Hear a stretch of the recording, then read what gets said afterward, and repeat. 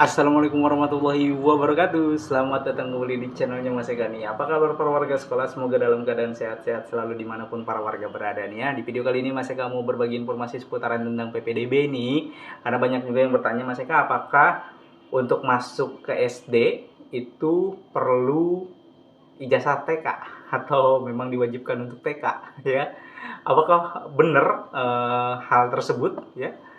Di video kali ini Mas Eka akan memberikan informasinya, karena informasi ini sedikit sedikit crispy gitu ya. Karena kalau salah bicara nanti agak repot nih ya.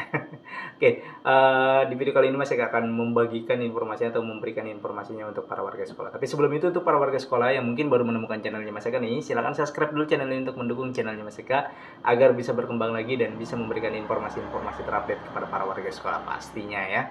Oke, dan para warga sekolah juga bisa join di Telegramnya Mas Eka di sini, karena di Telegram biasanya Mas Eka akan membagikan informasi seputaran tentang undangan KJP, KJMU, dan BPMS serta informasi-informasi PPDB lainnya ya, yang berkaitan dengan file-file. Kemudian yang mungkin bertanya nanti teknisnya ada kesalahan sistem dan segala macam. Oh, ini kok saya muter-muter doang Mas Eka.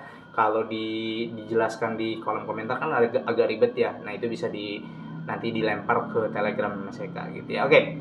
Apakah mau daftar PPDB atau mau masuk SD perlu ya ijazah TK?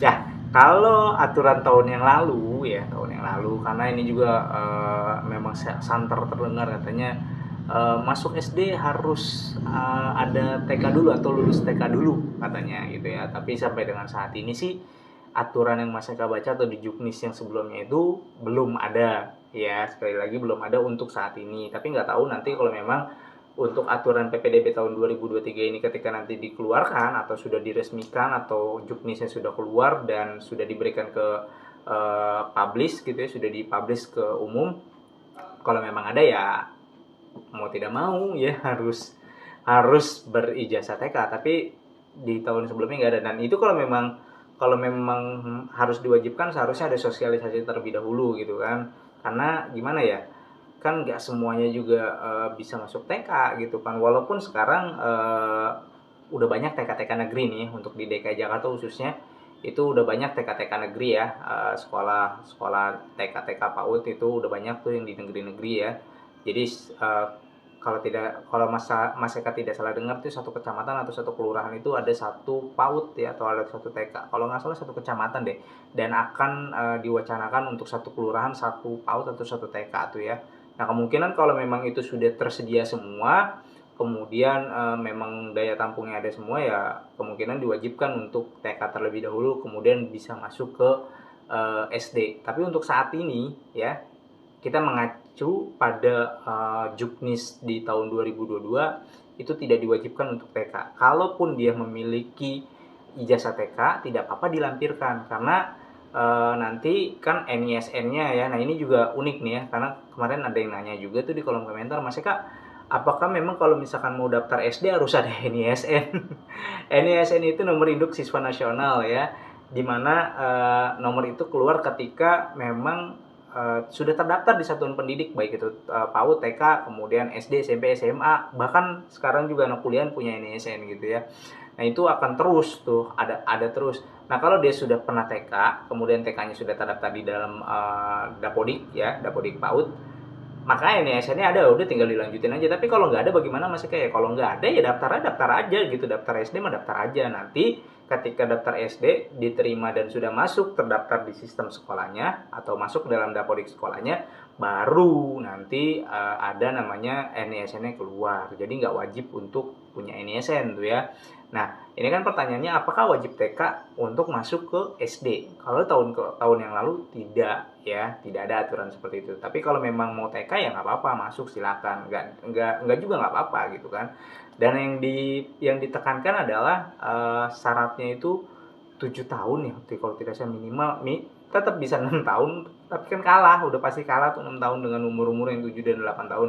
Karena memang idealnya disarankan untuk masuk sekolahnya itu di umur 7 tahun. Makanya tuh kalau misalkan anak-anak yang kelahirannya di pertengahan tahun ya, anak-anak nanggung kayak misalkan kelahiran di bulan Juli atau di bulan Juni ya, Juni, Juli, Agustus, September. Nah, itu anak-anak tanggung tuh ketika PPDB dimulai biasanya mereka pasti akan lebih tuh 7 tahun lebih karena di 6 tahun dia kurang ya.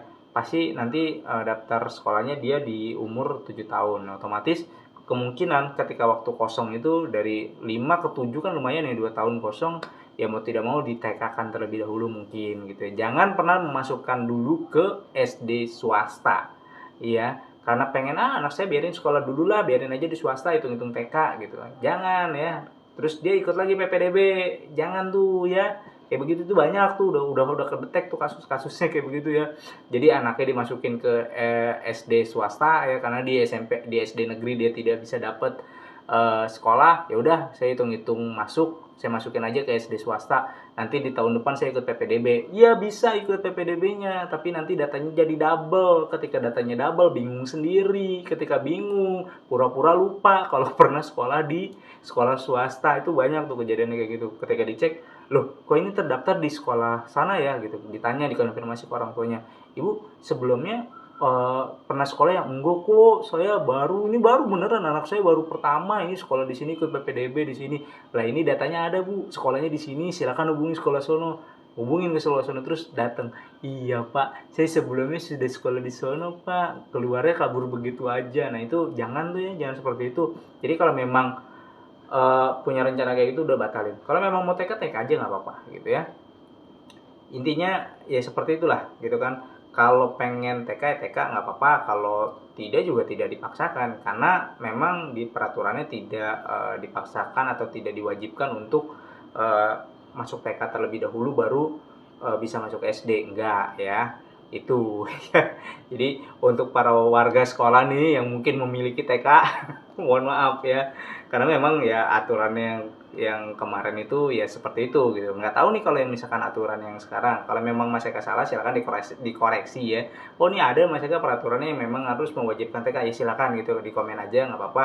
Ya nanti Mas Eka coba baca-baca lagi ya, mungkin Mas Ekanya literasinya kurang ya, kurang membaca, referensinya kurang. Jadi ya Mas Eka mengacunya pada peraturan atau juknis PPDB di tahun yang lalu aja gitu, tahun 2022-nya gitu kan. Itu tidak mewajibkan adanya TK gitu kan. Kalau kalau dia mau daftar TK ya silakan, nggak apa-apa, ada TK ya nggak apa-apa. Kemudian juga ada yang nanya apakah harus ada vaksin. Nah, vaksin anak. Ya kalau ada nggak apa-apa silakan lampirkan karena nanti juga kan biasanya dipinta untuk imunisasi itu ya, apa namanya?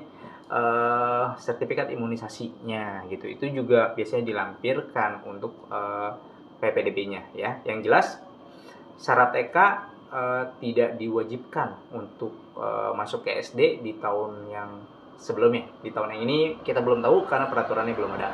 Dan mudah-mudahan sih kayaknya kalau misalkan aturannya tidak ada yang berubah ya nggak akan berubah gitu kan. Kalau misalkan dari peraturan kementeriannya masih seperti itu, permennya masih seperti itu, ya udah itu aja gitu. Pergubnya belum ada yang berubah ya udah pasti ke bawah akan tetap sama gitu kan seperti tahun-tahun sebelumnya gitu.